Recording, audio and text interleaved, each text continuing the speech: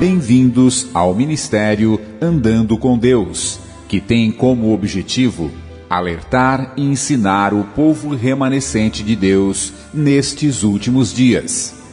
Ouviremos agora, com Giancarlo de Miranda, a palestra que se intitula Educação e Redenção. Seja mais uma vez muito bem-vindo. Porém, antes de iniciar, curvemos a fronte para orar. Senhor nosso Deus, nós te agradecemos por este momento, por este tempo em nossas vidas, onde paramos para ouvir a tua voz. Clamamos agora pelo derramamento do teu Espírito Santo, que vem através dos méritos de Jesus. Que ele possa falar em cada um de nossos corações e fortalecer nossas mentes. E é neste nome que tudo pedimos e agradecemos. Amém. Boa noite a todos. Educação e redenção, nós iremos falar mais específico sobre educando os pensamentos e sentimentos. Será que é importante educar os nossos pensamentos e sentimentos? O que os irmãos acham? Nós iremos responder perguntas como essa. Pode o homem pecar no pensamento? Sem que ele execute o ato, pode ele ser considerado um pecador pelos seus pensamentos? Vai Deus nos responsabilizar por nossos pensamentos? Então, por causa dessas perguntas que nós iremos responder, que nós já bem sabemos as respostas delas, eu acredito que é extremamente importante que nós aprendamos a educar os nossos pensamentos e sentimentos. Mas para ajudar, para ter uma base bíblica para essas perguntas, eu gostaria de convidá-los nesse momento a abrirem no livro de Mateus, capítulo 24. Vamos lá rapidamente usar nossas habilidades de esquadrinhar a palavra de Deus. Mateus, capítulo 24. Mateus, capítulo 24, e vamos iniciar no verso 37. A palavra de Deus nos diz: e como foi nos dias de Noé, assim será também a vinda do Filho do Homem. Nós sabemos que o Filho do Homem se refere a Jesus Cristo. Gostaria de meditar nesse verso com os irmãos. A palavra de Deus, ela deixa clara aqui em Mateus capítulo 24 que haveria um paralelo entre dois eventos. Quais são eles? A segunda vinda de Cristo e o dilúvio, o que aconteceu nos dias de Noé. E diz a Bíblia que assim como foi no dia de Noé, também seria antes da vinda de Jesus Cristo. Então, como foi que as coisas aconteceram no dia de Noé? Veja o seguinte verso, no verso 38. Mateus capítulo 24 e no verso 38. Porquanto assim como nos dias anteriores ao dilúvio, o que as pessoas estavam fazendo? Exatamente, as pessoas estavam comendo e bebendo. Existe alguma coisa errada em comer e beber? Não. Deus mesmo foi quem deu a ordem para o homem comer. Deus também deu a ordem para o homem se casar. Então, aparentemente, se nós lemos esse verso, vamos nos perguntar o que tem de errado. Eles estavam comendo, estavam bebendo, estavam casando.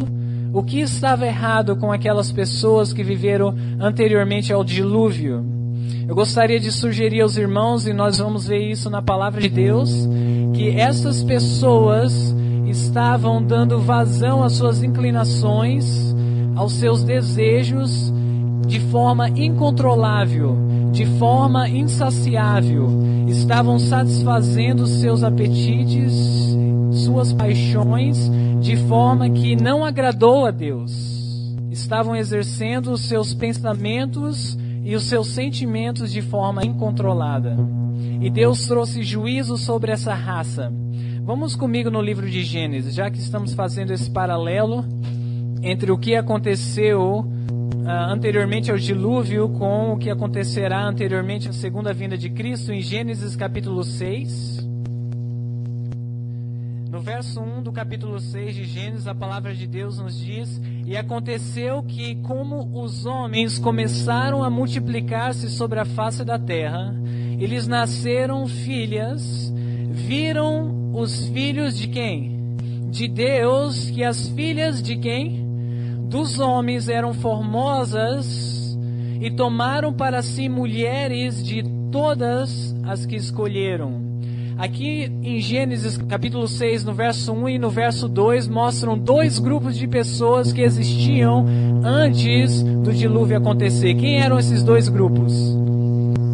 Exatamente, os filhos de Deus, que eram os descendentes de Sete, e os filhos dos homens, que eram descendentes de Caim. Aqui nós vemos dois grupos que haviam antes do dilúvio, e assim será também anteriormente à vinda de Jesus Cristo.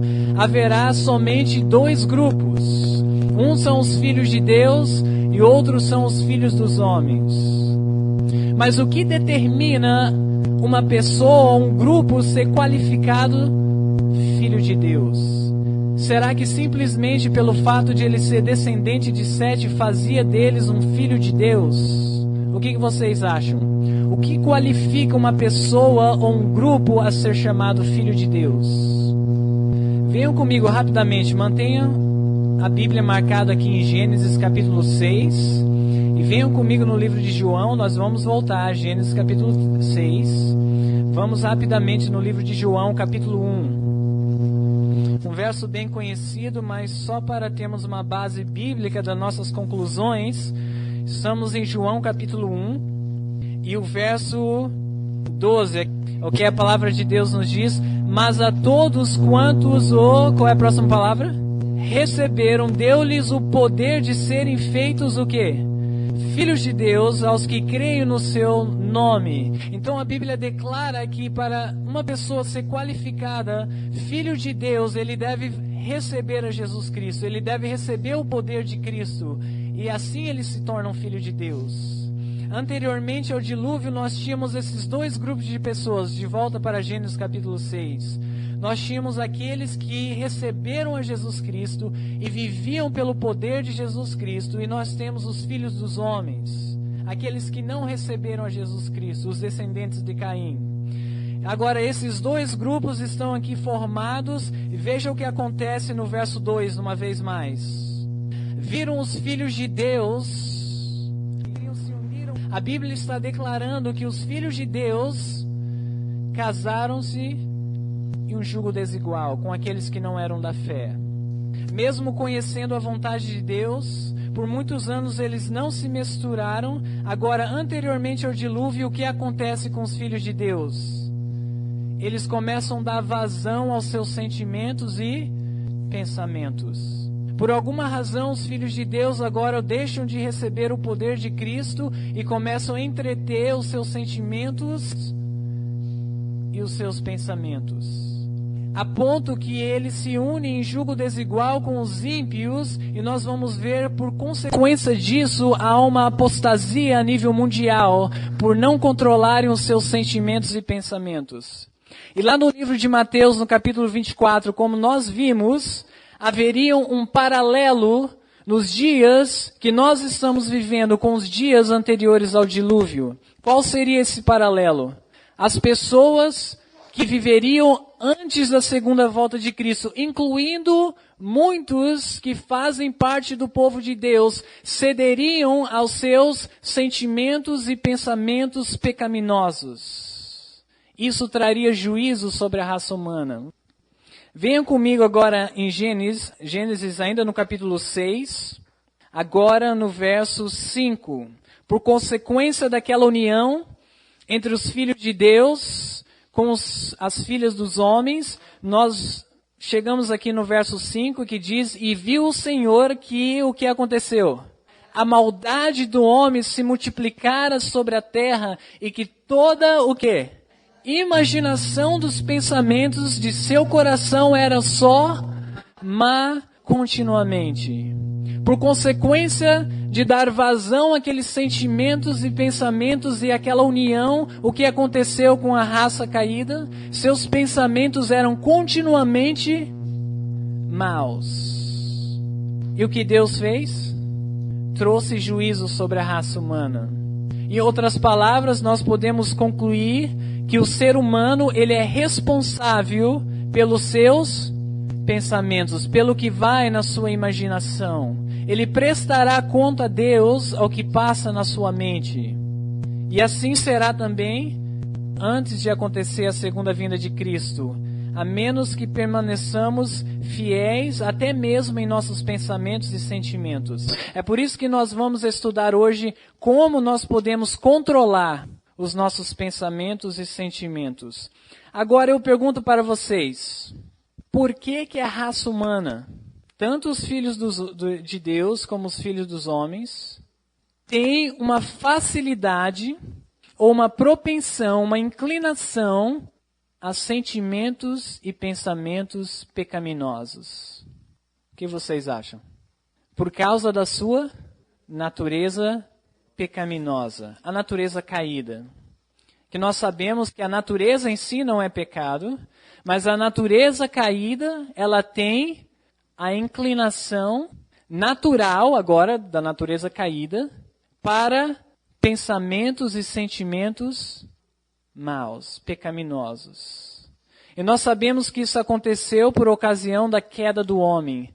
Quando Eva ela pecou pelo quê? Pelo apetite, pela boca, né? Então ela vai ao seu marido, e seu marido, que a amava tanto, faz o quê também? Come nem tanto pelo apetite, mas pela paixão.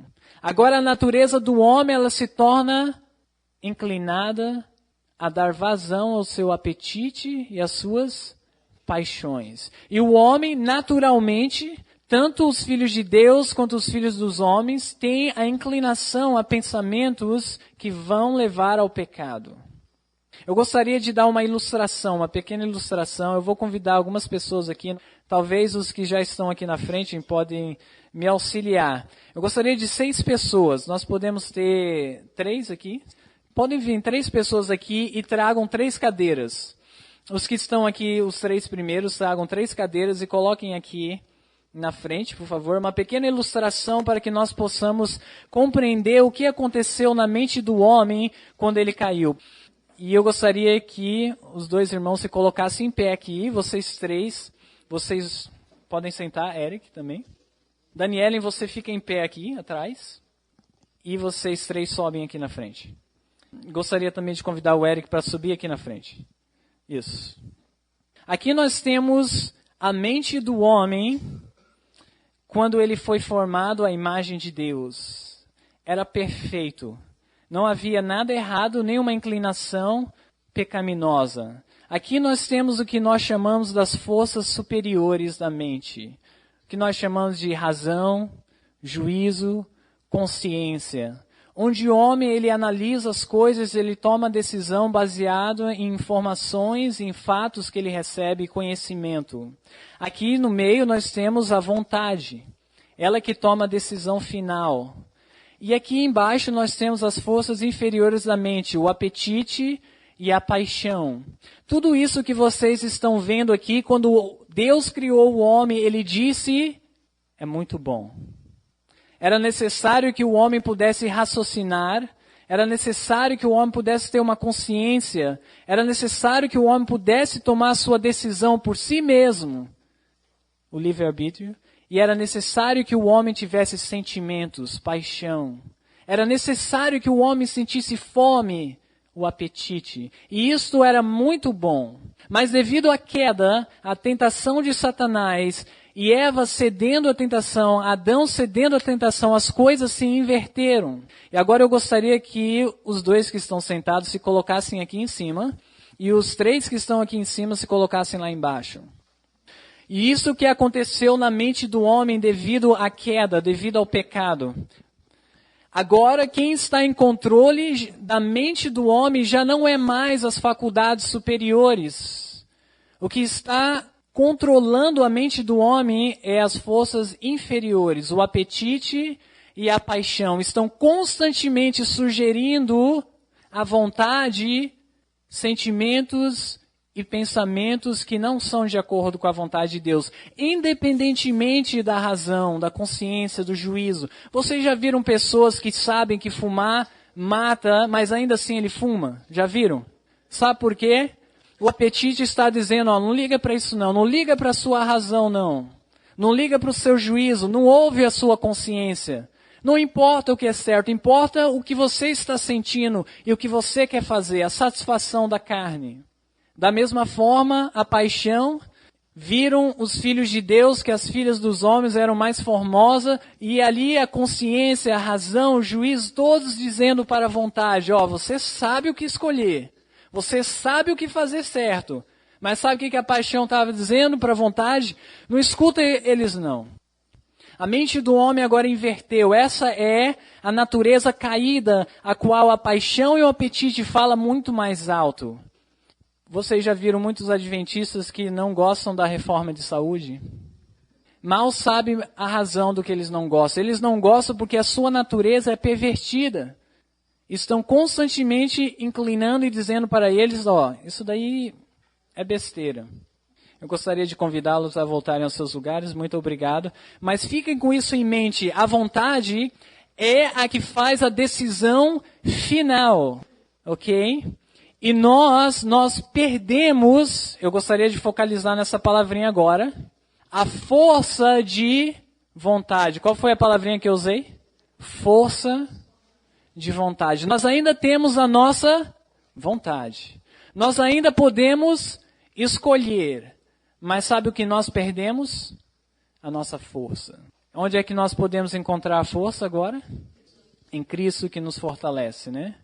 A mente do homem, a natureza do homem, ela se torna agora caída e frequentemente, constantemente, sugere pensamentos e sentimentos que são o oposto à vontade de Deus. Agora há uma necessidade que o ser humano ele aprenda a educar os seus pensamentos e sentimentos. Há uma necessidade que nós aprendamos a exercer a nossa vontade. Gostaria de levá-los ao livro de Tiago. Vamos lá comigo. Como é que nós chamamos essas sugestões da nossa natureza caída, do apetite e da paixão? Como é que nós chamamos essas sugestões? Exatamente, tentação. E tentação é pecado, sim ou não? Ok, como é que nós sabemos disso? Ok, Tiago 1, no verso 12, veja só as primeiras palavras do verso 12. O que diz lá? Bem-aventurado, para por aí. Essa palavra bem-aventurado poderíamos traduzir por feliz, abençoado. Quem é uma pessoa bem-aventurada de acordo com esse verso? O homem que suporta a tentação, o homem que suporta as inclinações da carne e dos pensamentos e dos desejos. É um homem feliz, bem-aventurado. Então, porque esse homem ele é um bem-aventurado, porque ele resiste e suporta as tentações, eu poderia concluir que tentação não é pecado. Por que eu concluí isso? Porque se tentação fosse pecado, ele não seria um bem-aventurado. Concordam comigo? Ele seria um pecador, infeliz. Então a Bíblia declara que o homem que suporta a tentação, ele é bem-aventurado. Mas o que é tentação? O verso 14. Venham comigo no verso 14, eu quero que vocês sigam cuidadosamente a ilustração. Antes de nós lermos, eu vou passar uma citação aqui. Vem de Parábolas de Jesus, na página 122 até a 123. Cristo ergueu o véu do futuro e ordenou a todos que notassem que o quê? O caráter e não a posição, no caso referindo à posição de igreja, é que decide o destino do homem. Então, o que decidirá o destino do homem? O caráter. E o caráter é formado de duas coisas. O que são elas?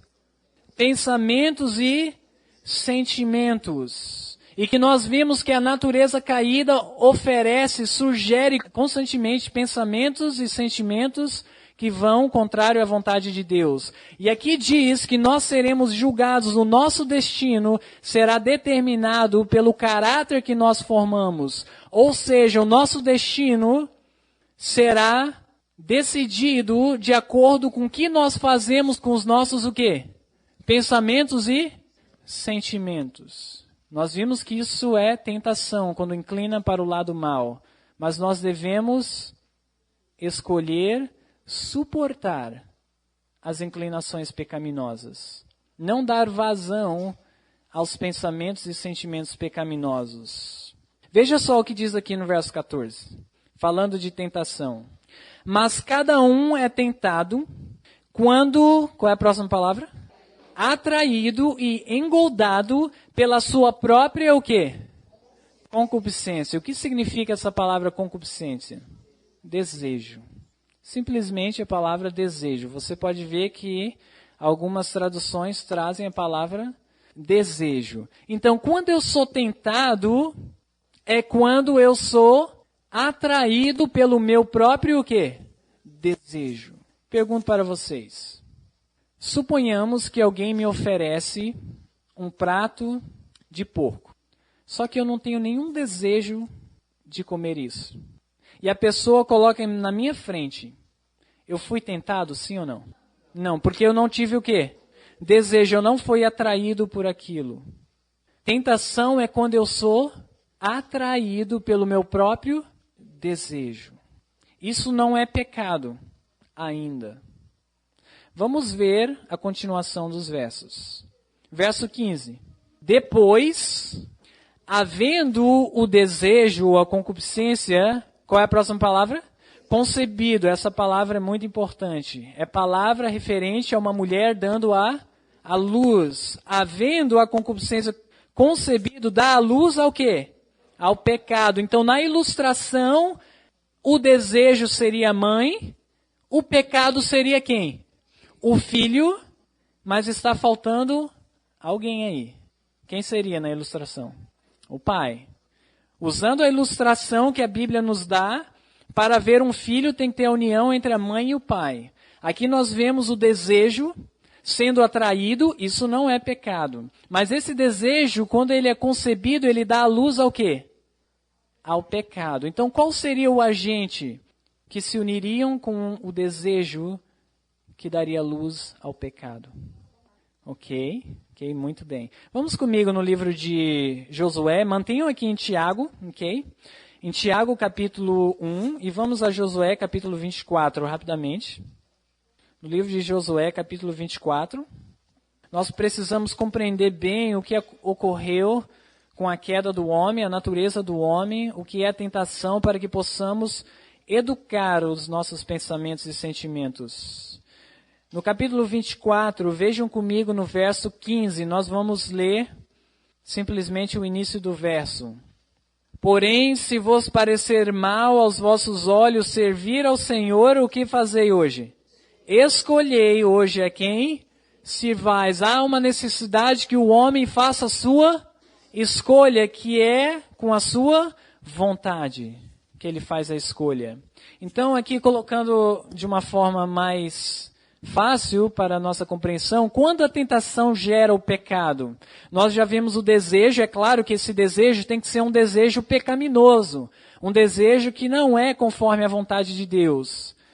Quando ele se une com a decisão, com a nossa vontade, com o nosso consentimento, gera o quê?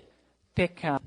Agora, há uma necessidade de eu e você aprendermos a controlar os nossos desejos, os nossos pensamentos e sentimentos e tomar a decisão correta para que não pequemos. De igual modo, eu poderia colocar aqui que os desejos mais a decisão do lado de Cristo, não do lado dos desejos pecaminosos, geraria a justiça, a santificação. Muito bem. Então vamos continuar aqui no nosso estudo. A chave da questão é a nossa vontade, a nossa escolha.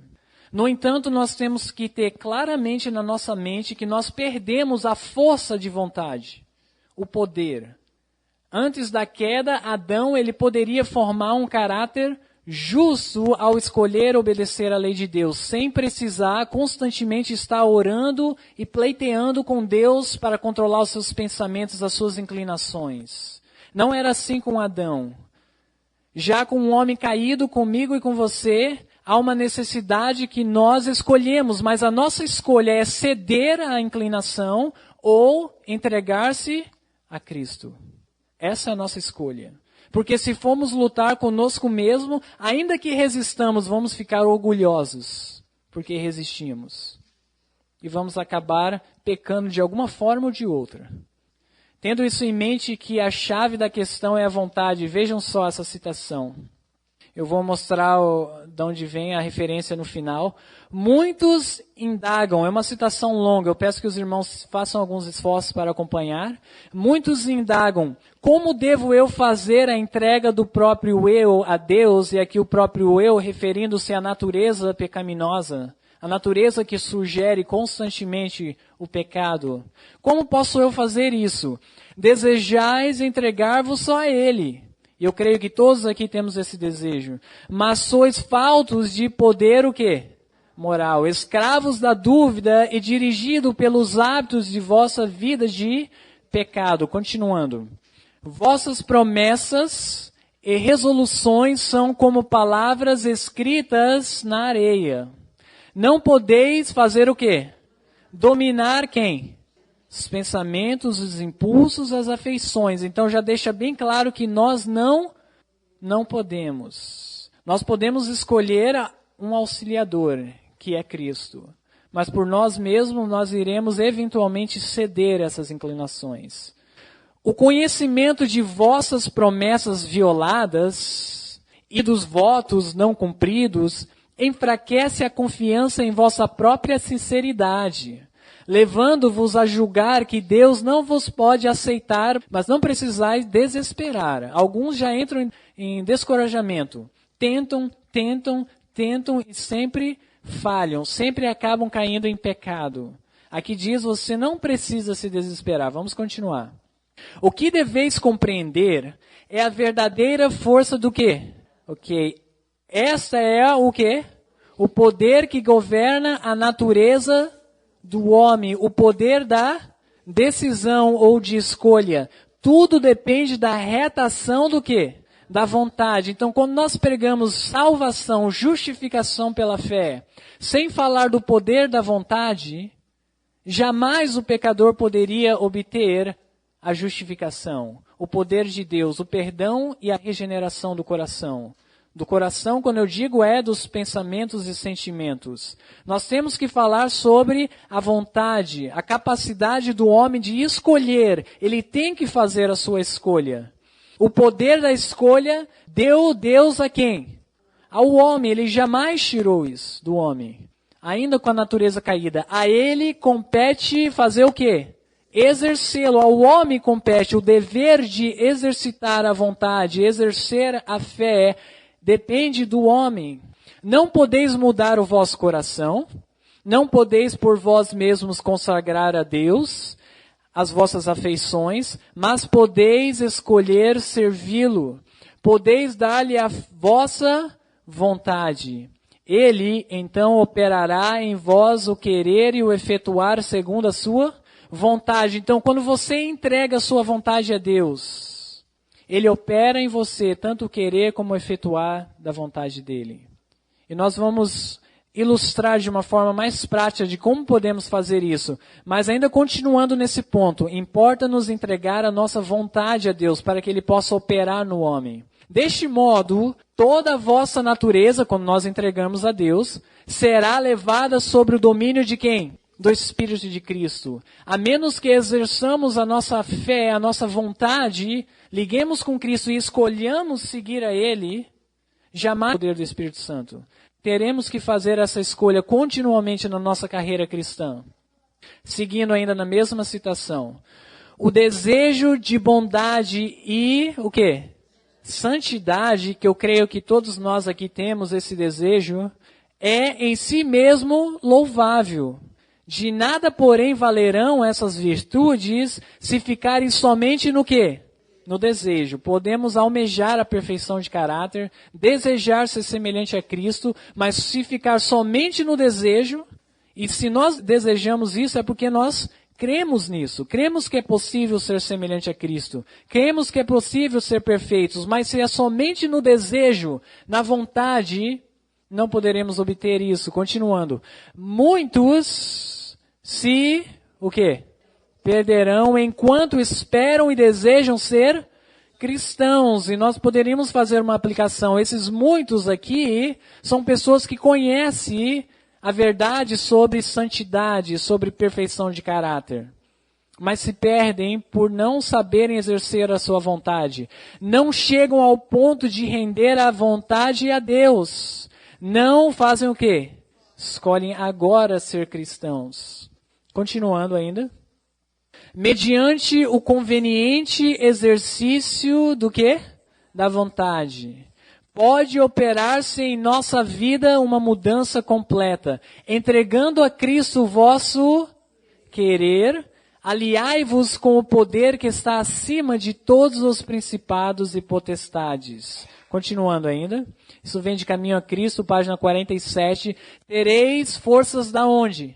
Do alto, que isso fique bem claro para nós, para estar firmes e assim pela constante, palavrinha-chave, que eu vou voltar nela, pela constante entrega a Deus, sereis habilitados a viver que tipo de vida? Nova vida, a vida da fé. Exercer a fé tem muito a ver com você saber exercer a sua vontade. O justo viverá pela fé. Nós sabemos que o justo, ele é chamado de justo não por suas justiças, mas porque ele obteve a justiça de quem? De Cristo, que é o seu caráter. Ele conseguiu obter a justiça de Cristo porque ele exerceu a fé, ou a sua, outra palavrinha? Vontade. Então vamos lá. Tentar trazer isso para um nível mais prático. Suponhamos que você está dirigindo e ali no trânsito alguém te corta. E de repente vem um desejo pecaminoso. Um desejo que não gostou daquilo. Você pecou? Sim ou não? Não. O desejo está lá. O que você tem que fazer agora, imediatamente? Entregar a sua vontade. Dizer, Cristo, por favor, tira esses sentimentos de mim. Controla essa raiva que está dentro de mim. Seja resoluto na sua decisão. De outra forma, aquele sentimento vai tomar conta do seu ser e você vai ficar com raiva. E a Bíblia diz que aquele que tem ódio no seu coração já cometeu o quê? Embora você não desceu do carro, não bateu naquele homem, não espancou aquele homem, porque você deu vazão a esse sentimento, você permitiu esse sentimento estar na sua mente, você já pecou. Você consentiu que aquele sentimento permanecesse em vós. Vamos dar um outro exemplo. Ciúmes. Por alguma razão tola qualquer, você sente um ciúmes e você sabe que aquele sentimento não é bom, que ele não reflete a glória de Deus. Agora, dentro de você, você tem uma escolha a fazer. Ou você dá vazão àquele sentimento de ciúme e deixa aquele sentimento tomar conta de você, ou você vai para quem? Para Cristo. Imediatamente, e pede para Ele controlar os seus sentimentos e pensamentos. De outra forma, você jamais poderá obter a justiça de Deus. Você jamais poderá viver a vida da fé. Um outro exemplo. Você aprendeu que glutonaria é pecado e você tem vencido com a força de Deus os seus apetites. Você está fazendo a sua reforma de saúde. Você aprendeu que você não deveria misturar muito alimento. Mas de alguma forma você não suporta ver aquela cozinha juntamente com a maná, juntamente com os muitos doces que são vendidos. Você quer comer um pouco de tudo. É o sentimento que está dentro de você. Você pecou já, sim ou não? Mas o que acontece se você começar a dar vazão e você determinar em permitir que aqueles pensamentos fiquem na sua mente? Talvez alguns de vocês não tenham dinheiro, não vão comprar, mas na mente já cobiçou e já concordou com aquilo. Alguns outros, movidos pelo apetite, dão vazão ao seu apetite e executam um ato. Jamais poderão viver a vida da fé. Jamais poderão obter a justiça de Deus, pois não conhecem a força da vontade, o poder que Deus deu para você decidir. E a depressão? Pensamentos de desencorajamento caem sobre o ser humano, são sugeridos pela sua natureza devido às circunstâncias, devido às coisas que acontecem nesse mundo que nos atribulam, e pensamentos de depressão vêm sobre o ser humano. O que ele deve fazer? Exercer a sua vontade. Ele deve ser resoluto na sua vontade e não permitir que aqueles pensamentos dominem o seu ser. Não permitir que o desencorajamento tome conta de todo o seu ser, a ponto que ele fica deprimido e não consegue mais reagir. Um homem desencorajado não pode fazer nada. Você tem que compreender a força que Deus te deu para escolher. Mas, no entanto, esse poder para obedecer vem dele. Você tem que escolher. A habilidade, quando eu digo a força de vontade, nesse caso, é a habilidade de escolher, é sua. E você tem que ser resoluto, porque a voz dos seus sentimentos e pensamentos vão falar muito mais alto. Você aprende da palavra de Deus que você não deve se unir de forma desigual ou qualquer outra forma de sensualismo. Que você compreende que é pecaminoso. E quando você menos espera, a sua natureza sugere um pensamento pecaminoso. Você pecou sim ou não? Não pecou. Mas se você permitir, você já escolheu. E ainda que não efetue o ato, você já pecou na sua mente. Naquele momento, quando a sua natureza sugere pensamentos, como Cristo diz, quando um homem ele olhar para uma mulher e fazer o quê? Cobiçar. Cobiçar é um verbo, é uma decisão, é uma ação. Na sua mente ele escolheu. Na sua mente não só sugeriu para ele um pensamento, mas ele escolheu. Ele fez a sua decisão. A Bíblia diz que ele já é um adúltero no seu coração. Porque uma decisão foi feita.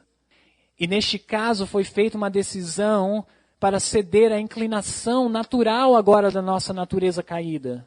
Que é mais gritante, que pede, que apela à carne do homem.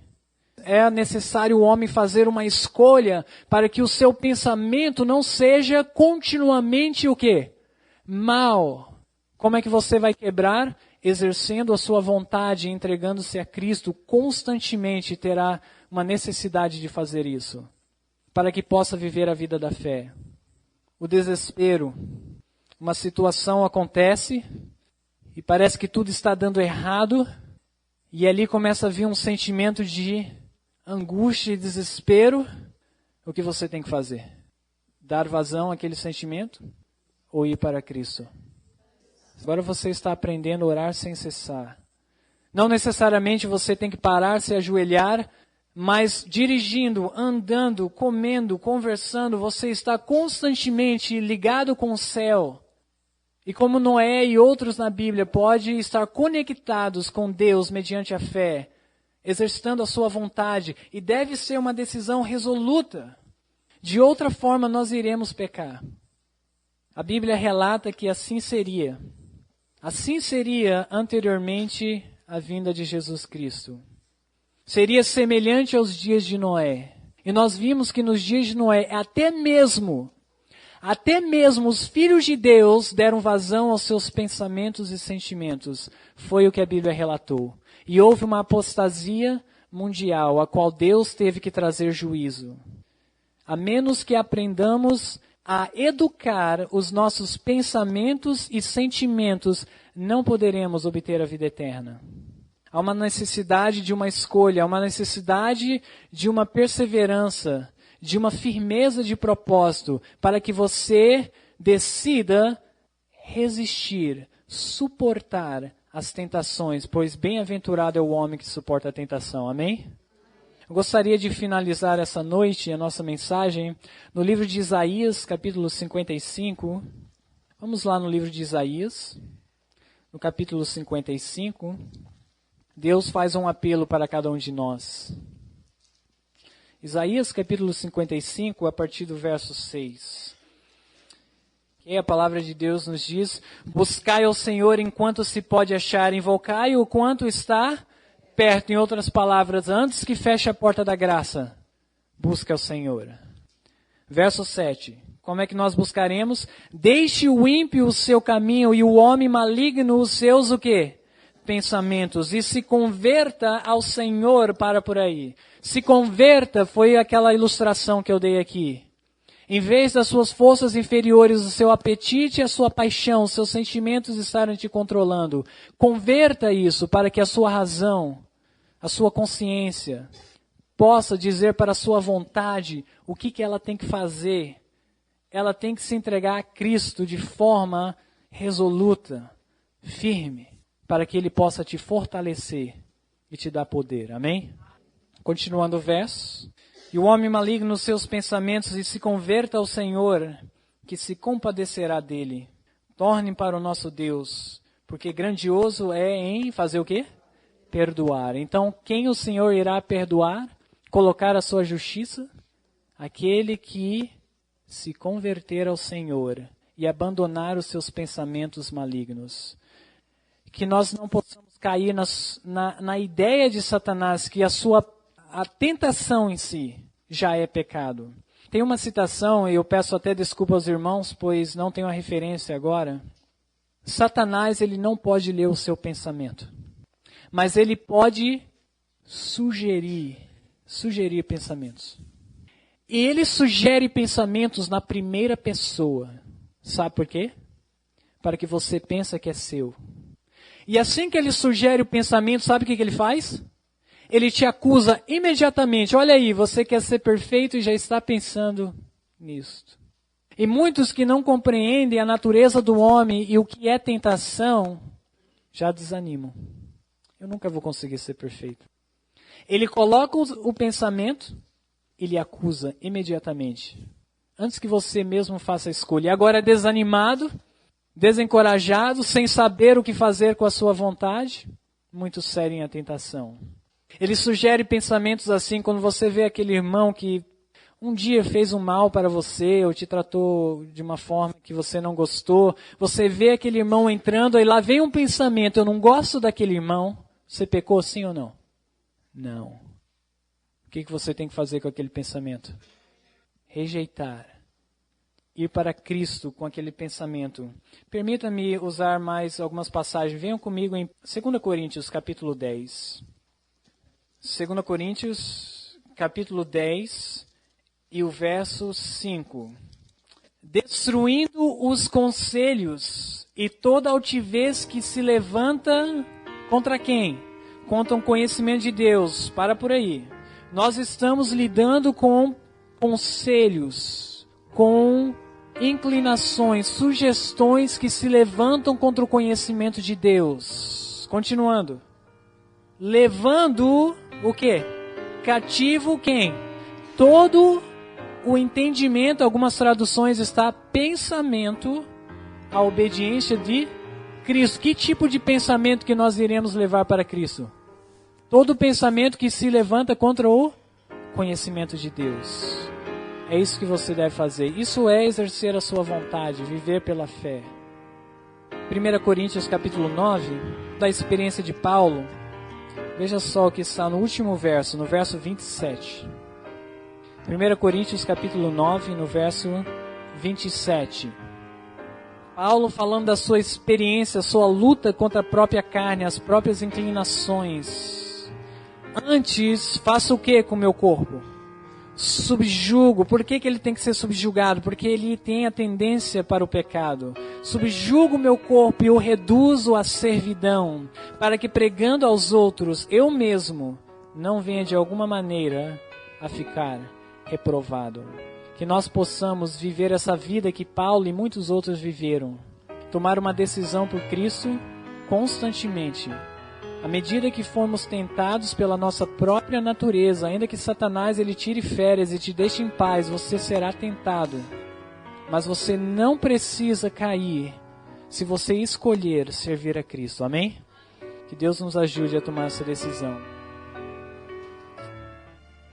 Senhor nosso Deus, nós queremos te agradecer por nos ensinar e nos mostrar que temos uma escolha a fazer. Tu nos criastes, seres livres, e nos destes o poder de decisão. Nós queremos, Senhor, aprender a exercer a nossa vontade.